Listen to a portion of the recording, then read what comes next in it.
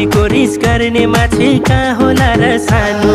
पानीको रिस गर्ने माछे कहाँ होला र सानो डालीको रिस फुल्ने गरे मैले त के जानु हे बरै सालको पातको टपारी हुनी हे बरै नहुनी सल्लाइको